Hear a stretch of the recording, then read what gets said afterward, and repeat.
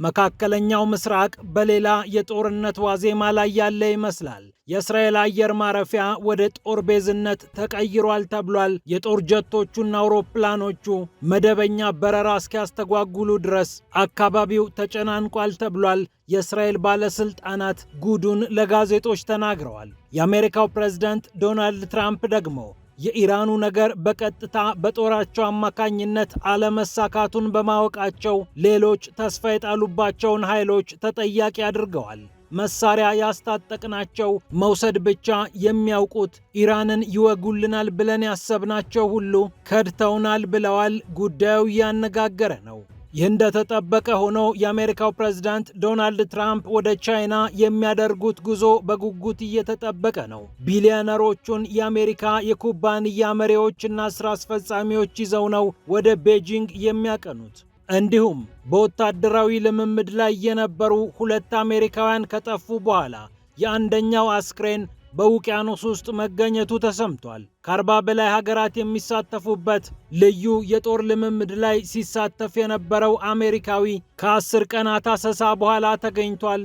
ዓለም እያወራበት ነው፣ እንመለከተዋለን። በሌላ በኩል ለንደን ተበጥብጣለች። ጠቅላይ ሚኒስትሯ ተወጥረዋል። ሰውየው ይውረዱልን ብለው የገዛ ፓርቲያቸው ሰዎች እየተደራጁባቸው ነው። የዳውኒንግ ስትሪት ፖለቲካ ዳግም ጦዟል። ጠቅላይ ሚኒስትሮችን እንደ ሸሚዝ ስትቀያየር የነበረችው ብሪታንያ አሁንም ሌላኛውን ጠቅላይ ሚኒስትር ለማባረር ሽር ጉድ ላይ ትገኛለች። ፒያሳ ኔትወርክ ዝርዝሩን ያሰማችኋል። ወደ አነጋጋሪው የዩክሬኑ ፕሬዝዳንት ቮሎዲሚር ዜሌንስኪ ጉዳይ ስናቀና ደግሞ ሰውየው ኮኬን እንደሚጠቀሙ የአደባባይ ሚስጥር ነው ብለዋል።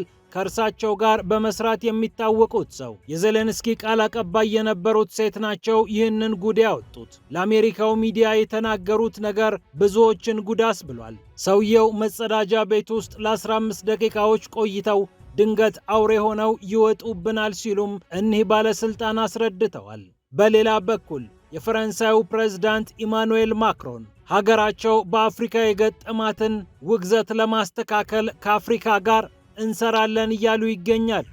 የ27 ቢሊዮን ዶላር የኢንቨስትመንት እቅድም ይፋ አድርገዋል። ጦራቸው ከተለያዩ የአፍሪካ ሀገራት የተባረረባቸው ማክሮን በፈረንሳይኛ ቋንቋ ተናጋሪ የአፍሪካ ሀገራት ተስፋ ሲቆርጡ እንግሊዝኛ ተናጋሪዎችን ለማቅረብ እየሞከሩ ነው ተብሏል። ፒያሳ ኔትወርክን ስትከታተሉ ሁሉንም በጥልቀት ታገኛላችሁ። ፒያሳ ኔትወርክን ሰብስክራይብ፣ ላይክ እና ሼር በማድረግ የፈጣን የተአማኒና የጥልቅ ዘገባዎች ቤተሰብ ሁኑ ስንል በአክብሮት ጋብዘናል። አሁን ወደ ጉዳዮቻችን አለፍን።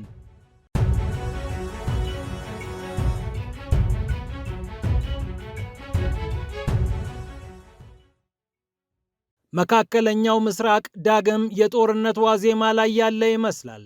የእስራኤሉ ቤን ጎሪዮን ዓለም አቀፍ አየር ማረፊያ ወደ አሜሪካ የጦር ቤዝነት ተቀይሯል እየተባለ ይገኛል። የእስራኤል የሲቪል አቪዬሽን ባለስልጣንና የሀገሪቱ የትራንስፖርት ሚኒስቴር ጉዳዩን በተመለከተ ለሀገሪቱ ጋዜጦች እንደተናገሩት ነገሩ እጅግ አሳሳቢ ሆኗል። የዲዮታ አሮኖት እንደዘገበው የአሜሪካ የጦር አውሮፕላኖች ነዳጅ ለመቅዳት በሚል በቤንጎሪዮን አየር ማረፊያ በስፋት እየተርመሰመሱ ይገኛሉ። ይህን ተከትሎም አየር ማረፊያው ሲቪል አውሮፕላኖችን በበቂ ሁኔታ ማስተናገድ አልቻለም። 17 ሲቪል አውሮፕላኖችን በአንድ ጊዜ ማስተናገድ ይችል የነበረው ይህ አየር ማረፊያ አሁን ከ4 በላይ አያስተናግድም ነው እየተባለ የሚገኘው። በቀጣዩ የክረምት ጊዜ እስራኤል በርካታ ቱሪስቶችን በምትጠብቅበት ሰዓት ይህ መሆኑ ደግሞ አሳሳቢ ሆኗል። ኢላት በተሰኘችው የእስራኤል ከተማ የአሜሪካ ወታደሮች በርካታዎቹን የሆቴል ክፍሎች ተቆጣጥረዋቸዋል። ሌላ ጦርነት እንደሚመጣ ያስታውቃል። ይህንን እያየ ማንስ ጎብኚ ይመጣል ብለዋል የሀገሪቱ ባለስልጣናት። የሲቪል አቪዬሽን ባለስልጣን ኃላፊው ሹሜል ዛካይና የትራንስፖርት ሚኒስትሩ ሚሪ ሬጌቭ ይህንን ጉዳይ በተመለከተ ለኢዲዮታ አሮኖት ሀገራችን ችግር ላይ ናት፣ አየር ማረፊያውም ወደ ጦር ቤዝነት ተቀይሯል፣ የእስራኤል አየር መንገዶችም በበቂ ሁኔታ ስራ መስራት አልቻሉም ተብሏል። የእስራኤል አየር መንገዶች 17 አውሮፕላኖችን ያሳርፉበት የነበረው አየር ማረፊያ አሁን ከ4 በላይ አያሳርፍም ነው የተባለው። በተመሳሳይ የአሜሪካው ፕሬዝዳንት ዶናልድ ትራምፕ በኩርዶች በጣም ተበሳጭቻለሁ ብለዋል። ከአሜሪካ መውሰድ ብቻ ነው የሚያውቁት ሲሉም የኩርድ ታጣቂዎችን አውግዘዋል። ከወራት በፊት ኩርዶችን ልናግዛቸው እንችላለን፣ በኢራን ዘመቻ ሊሳተፉ ይችላሉ ብለው ለመገናኛ ብዙሃን የተናገሩት የአሜሪካው ፕሬዝደንት በኋላ ትንሽ ቆይቶ አይ ያለነሱ ድጋፍ እንቀጥልበታለን ብለው ስለ ጦርነቱ መናገራቸውም የሚታወስ ነው። የተምታቱት የትራምፕ አስተያየቶች ኩርዶችን ሳይቀር ግራ እንዳጋቡና እኛ ከአሜሪካ የተቀበልነው የጦር መሳሪያ የለም ብለው በአደባባይ መግለጫ እንዲያወጡ ማድረጉም ይታወቃል። አሁን ደግሞ ትራምፕ መልሰው ተናገሩ። በጣም ተበሳጭተንባቸዋል። በኢራን ያለውን አጋጣሚ ይጠቀሙበታል ብለን አስበን ነበር። ኮንግረሱ በጣም ይወዳቸዋል። ኮንግረሱ ኩርዶች እኮ በጣም ይዋጋሉ ይላል። ነገር ግን የሚዋጉት ሲከፈላቸው ነው። ገንዘብ መውሰድና መውሰድ ብቻ ነው የሚያውቁት ሲሉም የአሜሪካው ፕሬዝዳንት ተናግረዋል። በጦርነቱ መባቻ አካባቢ እነዚህ የኩርድ ኃይሎች በሲአይኤ ታጥቀዋል። የተለያዩ ወታደራዊ ዘመቻዎችን ለማድረግ ወደ ኢራን በሚገባ ዘልቀው ይገባሉ ተብሎ ሲነገር ነበር። በኋላ ግን ኢራንም ወታደራዊ እርምጃዎችን መውሰድ ጀመረች። ከ700 በላይ ሚሳኤሎችንና ድሮኖችን እነዚህ የኩርድ ኃይሎች በሚገኙባቸው የኢራቅ አካባቢዎች በማዝነብ የጦርነቱ እሳት እዛው የኩርድ ማዘዣዎች ላይ እንዲቀር አደረገች። ኢራን በአንድ ጊዜ እስራኤልንም አሜሪካንም የኩርድ ኃይሎችንም ተዋግታለች ሲባልም ነበር። አሁን ደግሞ ትራምፕ ብቅ አሉና በኩርዶች ተበሳጭቻለሁ አሉ። በእርግጥ ኩርዶች አሜሪካና እስራኤል ያላንበረከኩትን መንግስት እንዴት አድርገው እንደሚያንበረክኩት ግልጽ አይደለም።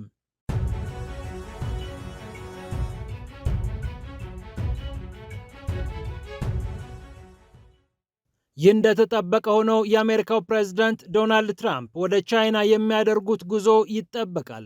ሰውየው በመጀመሪያው ዙር ወደ ፕሬዝዳንትነት ከመጡ ጊዜ አንስቶ 6 ጊዜ ያህል ከቻይናው አቻቸው ሺጂንፒንግ ጋር ተገናኝተዋል። ከሮብ እስከ አርብ በቻይና የሚያደርጉት ጉዞ 7ኛ ግንኙነታቸው ይሆናል። ታዲያ ወደ ቤጂንግ የሚያቀኑት የሀገራቸውን አሉ የሚባሉ ኩባንያዎችን የሚመሩ ስራ አስፈጻሚዎችን እና መሪዎችን በመያዝ ነው። የቴስላውና የስፔስ ኤክሱ ኤለን መስክ ወደ ቤጂንግ ከትራምፕ ጋር ከሚጓዙ ሰዎች መካከል ይጠቀሳል። የአፕሉ ቲም ኩክም ከትራምፕ ጋር ተጓዥ ናቸው ተብሏል። የቦይንግ፣ የጄፒ ሞርጋን፣ የቪዛ እንዲሁም ፌስቡክን የሚያስተዳድረው ሜታም ትልልቅ ኃላፊዎቻቸውን ወደ ቻይና እንደሚልኩ ታውቋል።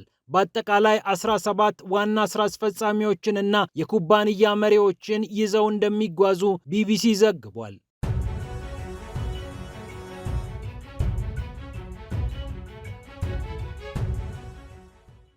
በሌላ በኩል ፔንታገን መርዶ ሰምቷል። ጠፍቶ የነበረው ወታደር በውቅያኖስ አስክሬኑ ተገኝቷል። በሞሮኮ ወታደራዊ ልምምድ ላይ የነበረው ይህ የአሜሪካ ወታደር ከ10 ቀናት ፍለጋ በኋላ ሕይወቱ ማለፉ ተሰምቷል። የአፍሪካ አንበሳ የሚል ቅጽል የተሰጠው ወታደራዊ ልምምድ በአሜሪካ አስተባባሪነት በሞሮኮ ሲካሄድ ነበር። ታዲያ ይህ የአሜሪካ ወታደር በዚህ ልምምድ እየተሳተፈ በነበረበት ሰዓት ድንገት ጠፋ። እርሱ ብቻ አይደለም፣ ሌላም አንድ ወታደር ከልምምዱ ተሰወረ። ይህ የ27 ዓመት ኬንድሪክ ላሞንትኪ ጁኒየር የተባለ የአሜሪካ ወታደር በአየር መከላከያ ስርዓት ክፍል ውስጥ ባልደረባ ሆኖ የሚያገለግል ነበር። ከ40 በላይ ሀገራት የሚሳተፉበት ሞሮኮን፣ ጋናን ጨምሮ የተለያዩ ሀገራት ጦራቸውን ከአሜሪካ ጦር ጋር በማጣመር ወታደራዊ ልምምድ በሚያደርጉበት ጊዜ ነው ወታደሮቹ ጠፉ የተባሉት። ከሁለቱ ከጠፉት ወታደሮች መካከል ኬንድሪክ ላሞንትኪ ጁኒየር በአትላንቲክ ውቅያኖስ አስክሬኑ እንደተገኘ ነው የተሰማው። ፔንታገን ከሞሮኮ ጋር በመሆን የዚህን ወታደር አስክሬን ወይም አካል ለማግኘት ከፍተኛ እንቅስቃሴ አድርጎ ነበር። ከ600 በላይ ወታደሮች በሚሳተፉበት በአሜሪካ ጦር የአፍሪካ እዝ አፍሪኮም አማካኝነት ሲስተባበር የነበረው ይህ ወታደራዊ ልምምድ ሄሊኮፕተሩን፣ ድሮኑንና ሌላውንም ሁሉ መሳሪያ ያካተተ እንደነበር ተነግሯል። ሴኔጋልን፣ ሞሮኮን፣ ቱኒዚያን፣ ጋናን ጨምሮ የተለያዩ ከ40 በሚበልጡ ሀገራት ውስጥ የሚገኙ ወታደሮች እየተሳተፉበት የነበረው ይህ ወታደራዊ ልምምድ እንዴት የእነዚህን አሜሪካውያን ሕይወት ሊቀጥፍ ወይም ሊሰውር ቻለ የሚለው ጉዳይ መነጋገሪያ ሆኗል።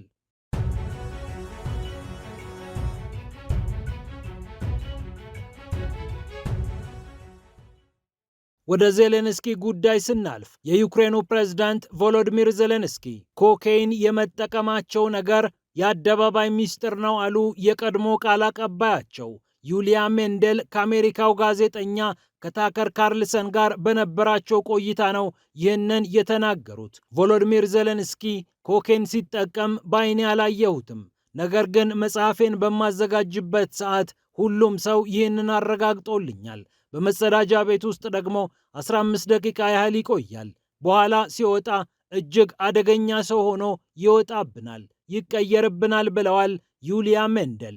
ከ2019 እስከ 2021 ድረስ የዜሌንስኪ ቃል አቀባይ ሆነው የሰሩት እኒህ ሴት ዜሌንስኪ የኮኬን ሱሰኛ ነው የሚለውን ነገር አጠናክረውታል። ያኔ ገና ለፕሬዝዳንትነት ሲወዳደሩ ጀምሮ ይህ ነገር ይነሳባቸው ነበር። ቃል አቀባይዋ በዙሪያቸው ያለው ሰው ሁሉ ይህንን ያወራል፣ ብዙ ሰዎችም ነግረውኛል ሲሉም ለታከር ካርልሰን አረጋግጠዋል። የናዚው ጀርመን መሪ አዶልፍ ሂትለር የፕሮፓጋንዳ ሚኒስትር የነበረውን የጆሴፍ ጎቤልስን ፕሮፓጋንዳ አምጡልኝ ይሉ ነበር ብለዋል ቃል አቀባይዋ።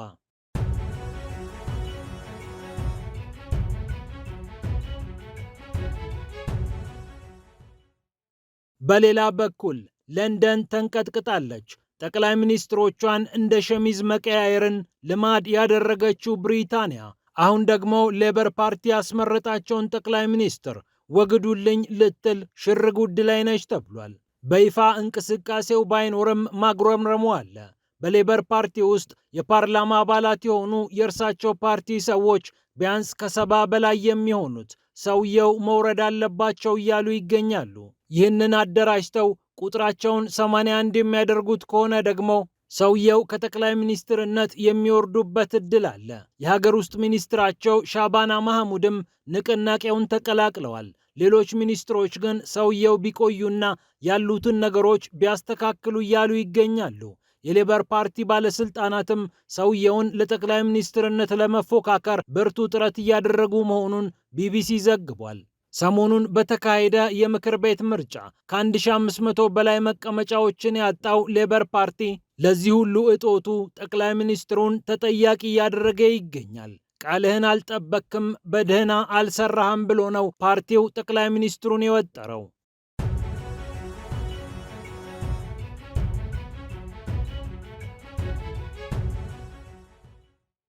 በመጨረሻም የፈረንሳዩ ፕሬዝዳንት ኢማኑኤል ማክሮን አፍሪካ ፎርዋርድ የተባለ ጉባኤ ላይ 27 ቢሊዮን ዶላር በአፍሪካ ኢንቨስት እናደርጋለን፣ የአፍሪካ ኩባንያዎችም በፈረንሳይ ኢንቨስት ያደርጋሉ ብለዋል።